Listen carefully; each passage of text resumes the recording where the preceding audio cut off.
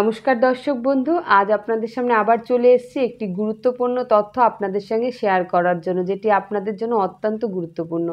শ্রাবণ মাসের প্রতিটি দিনই অত্যন্ত তাৎপর্য। তার মধ্যে 5ই আগস্ট সোমবার এই দিনটি কিন্তু প্রত্যেকটা মানুষের জন্য, বাচ্চা থেকে বৃদ্ধ সবার জন্য অত্যন্ত তাৎপর্যপূর্ণ দিন।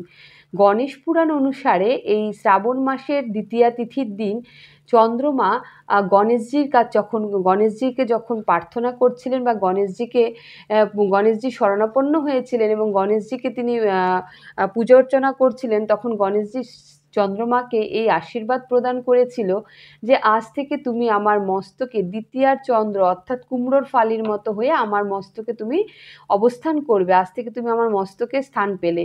এবং এই শ্রাবণ মাসের শুক্লপক্ষের দ্বিতীয়া তিথিতে যারা তোমার উদ্দেশ্যে তোমাকে দর্শন করে তোমাকে প্রণাম করবে, তোমার পুজো করবে, তারা কিন্তু তাদের মনস্কামনা পূর্ণ করতে সক্ষম হবে। শাস্ত্রে বলা হয়েছে, যা হয় না কপাল গুণে তা হয় ক্ষণের গুণে। ক্ষণ ভীষণ ভাইটাল জিনিস। আমরা অনেক সময় অনেক কিছু কিন্তু হারিয়ে ফেলি এই সময় বা শুভ মুহূর্তের অভাবে, আবার অনেক কিছু প্রাপ্তি ঘটে যায় এই শুভ মুহূর্তের ফলে। তো এই যে শুভ মুহূর্তটা কি অবশ্যই আপনাদের সবাইকে কাজে লাগানো দরকার।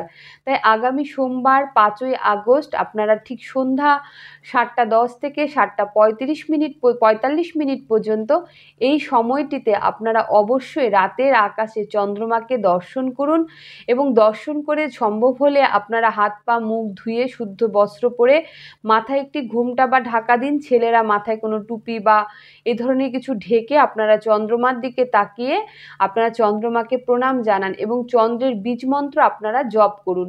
এই মন্ত্র জপ করে আপনারা আপনাদের মনস্কামনা জানান। বাচ্চা থেকে বৃদ্ধ প্রত্যেকেই এই কাজটি করতে পারেন, তার জন্য কোনো কিছু আলাদা কিছু নেই। শ্রাবণ মাসের প্রত্যেকটি দিনই অত্যন্ত তাৎপর্যপূর্ণ, তার মধ্যে এই দিনটি অত্যন্ত তাৎপর্যপূর্ণ। এবং চন্দ্রমাকে প্রণাম করে এসে আপনারা আপনাদের ঘরে যে গণেশ ঠাকুরের মূর্তি, ছবি, প্রতিবিম্ব যাই রয়েছে তার কাছে আপনারা প্রণাম জানান। সেই সঙ্গে যদি সম্ভব হয় গং গণপতভ্যই নমঃ এই কথাটি বলুন। এবার বিষয় হচ্ছে, অনেকে আমাকে প্রশ্ন করতে পারে যে চন্দ্রের বীজ মন্ত্র কি।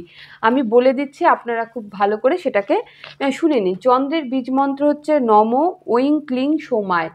নম ঐং ক্লিং সোমায়, নম ঐং ক্লিং সোমায়। যারা ব্রাহ্মণ আছেন তারাই একমাত্র ওং বলবেন, আর যারা অব্রাহ্মণ বা মহিলারা ওং না বলে নম ঐং ক্লিং সোমায় এই কথাটি আপনারা 108 বার বা 28 বার জপ করুন। দেখবেন আপনারা অনেক বেশি মানসিক শান্তি পাবেন এবং আপনাদের মনের ইচ্ছের কথা বলুন। চন্দ্রমাকে দুধ নিবেদন করুন, অবশ্যই মাটির পাত্র, রূপার পাত্র অথবা স্টিলের পাত্রে। আজকের মতো এখানেই শেষ করছি। পরবর্তী কিছু ইনফরমেশন নিয়ে আপনাদের সামনে হাজির হব। ততক্ষণের জন্য ধন্যবাদ।